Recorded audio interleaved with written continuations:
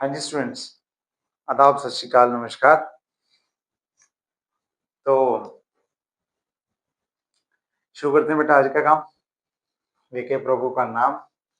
क्या किया था हमने कल पिछले लेक्चर में? तो लास्ट लेक्चर में हमने किया था electric field due to a dipole, ठीक है, जो कि एक डिस्क्रीट चार्ज डिस्ट्रीब्यूशन की तरह हम देख रहे थे, जिसमें हम नंबर ऑफ चार्जेस को काउंट कर सकते हैं। ठीक, आज की प्रॉब्लम में, आज के काम में हम क्या करेंगे? हम कॉन्टिन्यूअस चार्ज डिस्ट्रीब्यूशन की एक एग्जांपल देखेंगे। कॉन्टिन्यूस में क्या होता है? चार्ज पूरी तरह से स्प्रेडेड है, बिखरा हुआ है कह लो, या पूरा कॉन्टिन्यूसली डिस्ट्रीब्यूटेड है, ठीक है, and we can not count it. हम नंबर ऑफ चार्जेस नहीं काउंट कर सकते।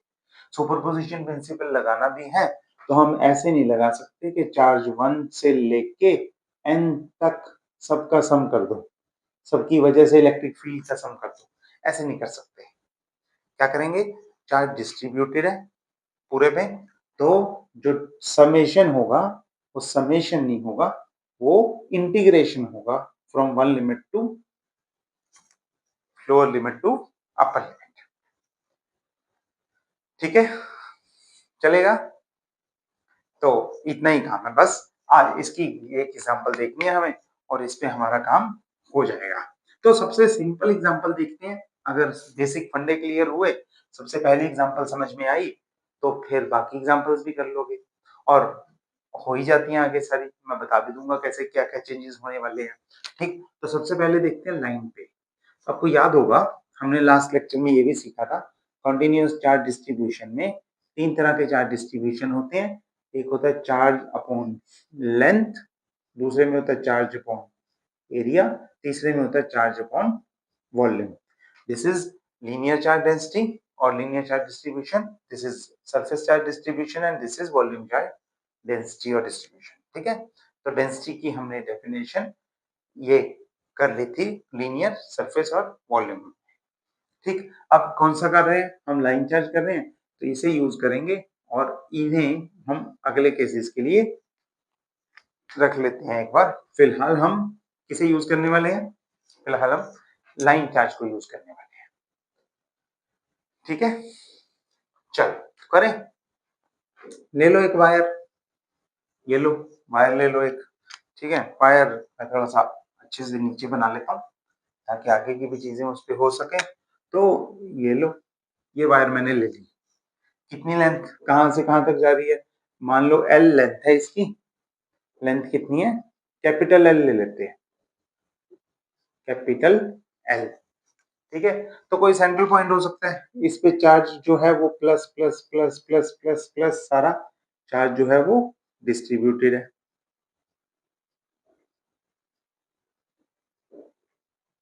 एंड तक, ठीक है। लेंथ कितनी हो सकती है? इनफाइनाइट भी हो सकती है, वो भी गेस करेंगे। तो फिलहाल अगर आप बीच में यहाँ पे कोई टेस्ट चार्ज ले लो, यहाँ पे कोई टेस्ट चार्ज ले लो, तो आप देखोगे कि इसके इस तरफ जितने चार्जेस हैं जो इसे इस तरफ धक्का मार रहे हैं, इसके लेफ्ट में भी उतने ही चार्जेस हैं जो इसे राइट में धक्का मारेंगे। ठीक है, अगर कोई सेंटर में पॉइंट ले रहे हो और लेंथ फिक्स ले रहे हो उस तरह से, तो यहाँ पे तो अगर आप सिमेट्रिकल देखोगे तो चार्जेस उस हिसाब से हो गए। ठीक है, तो हम इस पॉइंट को वैसे भी हम सेंट्रल पॉइंट पे इसके ऊपर नहीं फील्ड निकालेंगे। हम क्या करेंगे? हम यहां से देखते हैं कोई पी पॉइंट जो कि आर हाइट पे है, यानी कि यहां। Let us assume here we have a P point, here we have a P point. कितने डिस्टेंस पे? आर डिस्टेंस पे। आर डिस्टेंस कहां से लिए मैंने? उस लाइन से लिए, उस वायर से लिए आर डिस्टेंस। तो ऊपर नीचे आगे पीछे जिधर भी, बस उस वायर के ऊपर नहीं। हो गया, सिंपल है। इस तरफ कितनी लेंथ है? L/2। उस तरफ कितनी लेंथ है? L/2। तो हम इसे -L/2 से लेके +L/2 तक भी काउंट कर सकते हैं, राइट? चलो, तो कैसे करें? कैसे करें? देखो इस केस में अब डिस्ट्रीब्यूशन समझ में आ गया। नंबर ऑफ चार्जेस तो आप काउंट कर नहीं सकते, उनके हिसाब से तो होगा भी नहीं काम। अब किसके हिसाब से होगा? चार्ज एलिमेंट के हिसाब से। तो अब जो काम होगा वो होगा चार्ज एलिमेंट के हिसाब से। और जो एलिमेंट आप चूज करोगे वो कैसे चूज करोगे? वो चूज करोगे डिस्ट्रीब्यूशन के हिसाब से। बस ये आपको ध्यान रखना है। तो छोटा सा एलिमेंट लो, उसकी वजह से इलेक्ट्रिक फील्ड निकालो और उसमें क्या करो, उसको इंटीग्रेट कर दो, टोटल इलेक्ट्रिक फील्ड निकल जाएगी। ठीक है, तो करके देखते हैं एक बार, आपको क्लियर हो जाएगा। तो छोटा सा चार्ज एलिमेंट ले लो। चार्ज थोड़ा सा एलिमेंट लोगे तो किस तरह का लेना पड़ेगा, क्योंकि लाइन लाइन पे है ना चार्ज।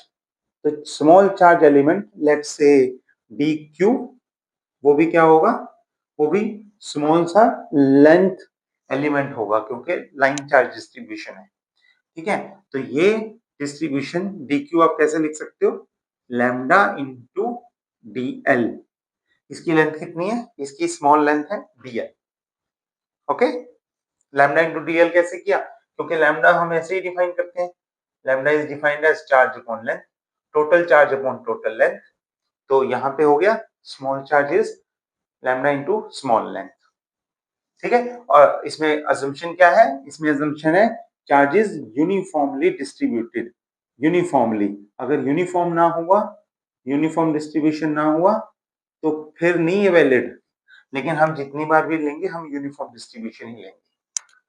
ठीक है, तो ये चीज हो गई। ओके, अब देखते हैं इसकी वजह से। तो इस डीएल की वजह से या स्मॉल चार्ज डीक्यू की वजह से क्या होगा? इस पे इलेक्ट्रिक फील्ड लगेगी। ये भी पॉजिटिव टेस्ट चार्ज लेते हैं ना हम, हमेशा टेस्ट चार्ज पॉजिटिव लेते हैं।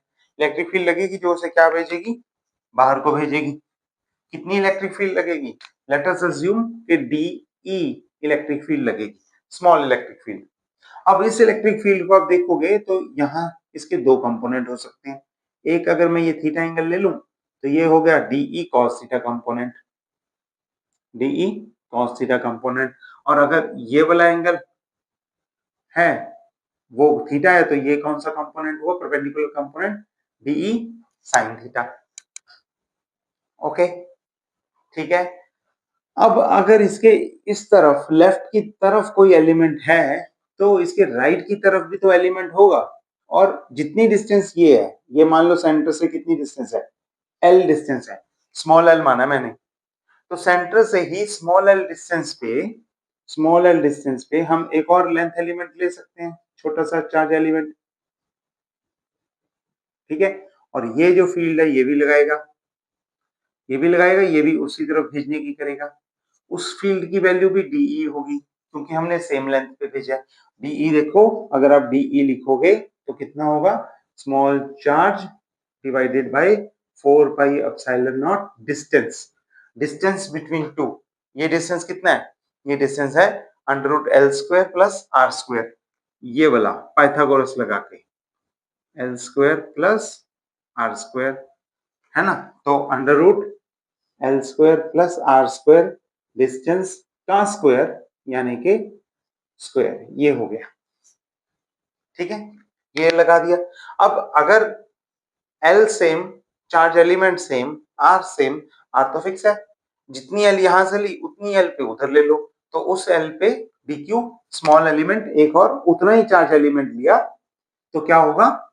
ये भी इलेक्ट्रिक फील्ड लगाएगा डीई, और उतनी ही लगाएगा, और ये एंगल भी उतना ही बनाएगा, और ये कंपोनेंट भी वैसे ही बनेंगे। तो ये बनेगा कंपोनेंट डीई साइन थीटा, और ये बनेगा कंपोनेंट डीई कॉस थीटा। और अगर आप देखो ध्यान से तो डीई साइन थीटा ऑपोजिट है बिल्कुल। तो अगर आप एक कंपोनेंट, ये सेंटर पॉइंट है, ये सेंटर पॉइंट है, एक कंपोनेंट इधर ले रहे हो तो उसकी इक्विवेलेंट एक कंपोनेंट उधर भी होगा। जो इधर वाले कंपोनेंट की इलेक्ट्रिक फील्ड होगी वो बिल्कुल इक्वल एंड ऑपोजिट होगी उधर वाले इलेक्ट्रिक फील्ड के कंपोनेंट के। साइन थीटा कंपोनेंट की बात कर रहा हूं। Sine theta is along x axis, along x axis. तो आप इसमें लगा सकते हो कि अलोंग एक्स एक्सिस क्या होने वाला है? अगर आप सारी इलेक्ट्रिक फील्ड के साइन थीटा कंपोनेंट्स को ऐड कर दो, it will come out to be zero, it will come out to be zero. ठीक। लेकिन अगर आप सारी इलेक्ट्रिक फील्ड के कंपोनेंट का ऐड कर दो कॉज कंपोनेंट, कहां से लेके कहां तक, -L/2 से लेके +L/2 तक, तो वो हो जाएगी हमारी टोटल इलेक्ट्रिक फील्ड, वो हो जाएगी टोटल इलेक्ट्रिक फील्ड। ठीक हो गया? मुझे लगता है कॉन्सेप्ट समझ में आ गया, मैथमेटिक्स रह गया। अगर इतनी बात समझ में आ गई तो और कुछ नहीं करने वाला, सिर्फ मैथमेटिक्स है। एक बार फिर से बता रहा हूँ, डिस्ट्रीब्यूशन था, क्योंकि लाइन डिस्ट्रीब्यूशन था इसलिए लीनियर चार्ज डेंसिटी ले ली, स्मॉल एलिमेंट चूज किया, स्मॉल एलिमेंट की वजह से इलेक्ट्रिक फील्ड निकाल ली। उस इलेक्ट्रिक फील्ड को हमने अब सिर्फ इंटीग्रेशन करना है टोटल लिमिट में, फ्रॉम मिनिमम टू मैक्सिमम, इतना ही काम है। उस इंटीग्रेशन में हमने फर्दर आगे क्या किया, उसके दो कंपोनेंट्स बना लिए, साइन और कॉस, और उन कंपोनेंट्स के में हमने देखा कि साइन थीटा वाला कंपोनेंट 0 दे रहा है, तो सिर्फ कॉस थीटा कंपोनेंट ले लेंगे। और क्योंकि ये थीटा है तो ये भी थीटा है, और अगर ये थीटा है तो कॉस थीटा कितना हो जाएगा, यहां से ट्राइंगल से कॉस थीटा हो जाएगा बेस, यानी कि ये r अपॉन हाइपोटेन्यूज, यानी कि √L² प्लस r²। ठीक है, इसी में दो फॉर्मूले और लिख रहा हूं। साइन थीटा का लिखोगे अगर तो कितना आएगा, L upon √L² plus r², और अगर टेन थीटा का लिखोगे तो कितना आएगा, L अपॉन r। ठीक है, ये फॉर्मूले हैं, इस ट्रायंगल से निकलते हैं, जो कि ABCD नाम जो भी दें, इसका नाम P है, इसका नाम मैं O दे लेता हूं, इसको हम A दे लेते हैं, ये लो। ठीक है, सो इन ट्रायंगल AOP ये फॉर्मूले वैलिड है। ठीक, चलो तो मैथमेटिक्स करना शुरू करते हैं थोड़ा सा। तो E is equal to integration of, देखो -L/2 टू +L/2 है, और अंदर इवन फंक्शन है cos थीटा है, तो हम इसे क्या करेंगे, 0 टू L/2 करके और 2 टाइम्स कर देंगे। तो पहला स्टेप हो गया, इंटीग्रेशन की limit -a to ao minus something to plus something है, तो हम उसे 2 टाइम्स ऑफ 0 टू समथिंग कर सकते हैं। ठीक है, तो ये 0 टू L/2 चले गया, 2 टाइम्स हो गया, मतलब एक साइड का ही ले लो, उसका डबल कर देना। जितना कंट्रीब्यूशन इस तरफ से आने वाला है उतना ही उस तरफ से आने वाला है, तो डबल हो जाएगा सीधा सीधा। ठीक है, ये हो गया। DE कितना है, DQ यहाँ पे है, DQ कितना है, DQ है लैम्डा इंटू स्मॉल लेंथ, इस L के विद रिस्पेक्ट टू इंटीग्रेशन होगा, अपॉन में क्या है 4 pi epsilon naught √9, under root से स्क्वायर कट जाएगा, तो ये है L² प्लस r²। ठीक है, ये तो हो गया स्मॉल DE। अब cos थीटा देखो कितना है, cos थीटा है r अपॉन दिस,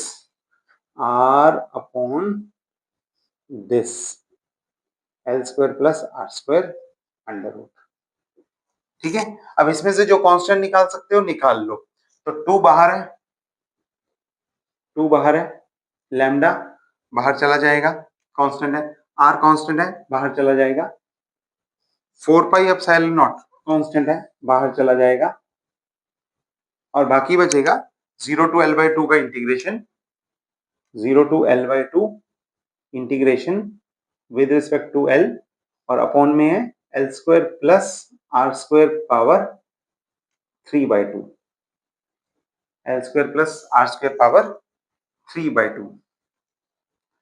ठीक है, अब इस इंटीग्रेशन को करना थोड़ा सा आपको टफ लगेगा, L² प्लस r² पावर 3/2 का integration with respect to L। तो इसका सिंपल तरीका ये है कि आप क्या करो, L को r tan थीटा पुट कर दोगे, देखो L upon r tan theta है ना, तो आप ले लो L is equal to r tan theta, तो dl कितना हो जाएगा इंटीग्रेशन लेने पे, r तो कांस्टेंट है, tan थीटा का होता है secant square theta d theta, ये वैल्यू पुट करो, देखो क्या आएगा, E इज इक्वल टू, मैं इंटीग्रेशन अलग निकालता हूं पहले। ठीक है, तो integration of dl L² plus r² power 3/2। देखो आपको ना लिमिट्स लेने की भी जरूरत नहीं है, हम वापस से उसी फॉर्म में आ जाएंगे। लिमिट्स कन्वर्ट करोगे तो मुश्किल हो जाएगी, तो लिमिट्स भी मत कन्वर्ट करो, सिर्फ सिंपल इंटीग्रेशन निकाल लो, बाद में वापस करके लिमिट्स पुट करेंगे। तो L square plus R square, L कितने, आर टेन थीटा, तो ये हो गया R square plus R square, मैं ऊपर वाला लिखता हूं, ऊपर हो जाएगा R secant square theta D theta divided by L square कितना है, R square, R square common आ जाएगा, आर स्क्वायर की पावर 3/2 और अंदर बचेगा 1 प्लस आर के साथ एल के साथ क्या था, आर टेन थीटा, वो टेन स्क्वायर थीटा बन जाएगा और पावर कितनी, पावर 3/2। आई होप समझ में आ गया होगा। यहाँ पे भी आर स्क्वायर था, यहाँ पे भी R square tan square theta था, आर स्क्वायर हमने कॉमन निकाल दिया यहाँ पे और पावर वही रख ली जो टोटल की है। ठीक है, अब 1 प्लस टेन स्क्वायर थीटा होता है सीकेंड स्क्वायर थीटा, सीकेंड स्क्वायर थीटा की पावर 3/2 क्या दे देगी, सीकेंड क्यूब थीटा, और सीकेंड क्यूब थीटा में सीकेंड स्क्वायर इसके साथ काट देंगे तो बचेगा सीकेंड थीटा अपॉन में। ठीक है, मैं एक बार और लिखूंगा, आर स्क्वायर और आर स्क्वायर की पावर 3/2, आर स्क्वायर की पावर 3/2 कितना हुआ, 2 से 2 कट गया, ये बन गया आर क्यूब। मैं एक बार फिर से लिख रहा हूं, integration of R secant square theta, ऊपर एज इट इज रखा और नीचे क्या बना, नीचे बना आर की पावर 3 और 1 plus tan square theta is secant square theta, उसकी power 3/2 is secant cube theta, secant cube theta. अब एक आर से आर कट गया, आर स्क्वायर रह गया, दो सीकेंड स्क्वायर से सीकेंड स्क्वायर कट गया, एक सीकेंड रह गया जिसे हम ऊपर लेके आ सकते हैं, तो ये है हमारे पास cos थीटा, cos थीटा और अपॉन आर स्क्वायर तो कांस्टेंट है, अपॉन आर स्क्वायर कांस्टेंट है। और cos थीटा का इंटीग्रेशन क्या होता है, sin थीटा, sin थीटा। अब हम क्या करेंगे, sin थीटा को वापस L की टर्म्स में कर देंगे, क्योंकि क्योंकि हमारे पास लिमिट्स L की टर्म्स में है। चेक कर लो स्टेप। तो ये इंटीग्रेशन हमने अलग किया यहाँ पे और हमारा इंटीग्रेशन आ गया sine theta upon R square, और अब हम क्या करेंगे, 2 lambda R by 4 pi epsilon naught और 1 बाई आर स्क्वायर। ठीक है, बाहर वैसा का वैसा, cos थीटा का integration sin theta is equal to L upon this, तो हम यहाँ पे लिखेंगे L upon under root L square plus R square, और लिमिट्स क्या है इंटीग्रेशन की, लिमिट्स हैं 0 टू L/2, ये L की लिमिट्स थी, L की। तो हमने इंटीग्रेशन की लिमिट्स नहीं चेंज की, पूरा इंटीग्रेशन करके वापस से उसे उसी फॉर्म में ले आए जिस फॉर्म में हमारे पास लिमिट्स अवेलेबल थी। खत्म हुआ बस। अब क्या पुट करो, 0 पुट करोगे तो 0 आ जाएगा, ऊपर 0 आ जाएगा तो सारा 0, तो सिर्फ L/2 पुट करेंगे, तो L/2 पुट करेंगे, एक आर से एक आर काट दो, 2 से एक 2 भी काट दो, तो ये बचा हमारे पास lambda by 2 pi epsilon not R, 2 pi epsilon not R, और अंदर बचेगा यहाँ L/2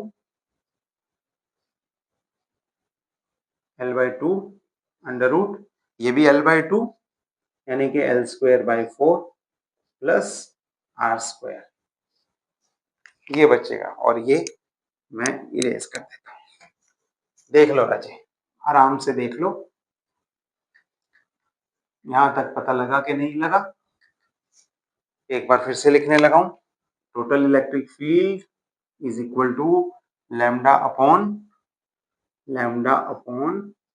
2 pi epsilon not R और L अपॉन, ये देखो पहले पूरा लिख देता हूं, by 2 L square upon 4 plus R square.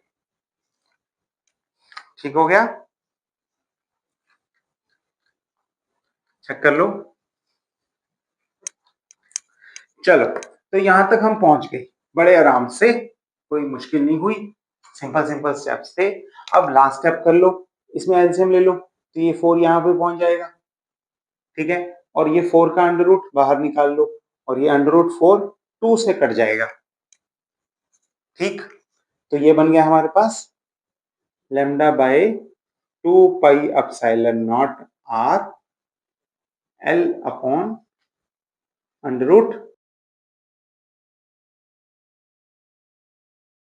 तो एक स्टेप और इसमें बस एडिशन कर लो, यहां तक तो पहुंच गए हम अच्छे से। तो अगर आप एल स्क्वायर कॉमन निकाल दो तो L square under root L से एल कटेगा और ये क्या बन जाएगा, अगर आप यहां से लिखो तो lambda by 2 pi epsilon not R और into 1 upon under root 1 upon 4r square divided by L square.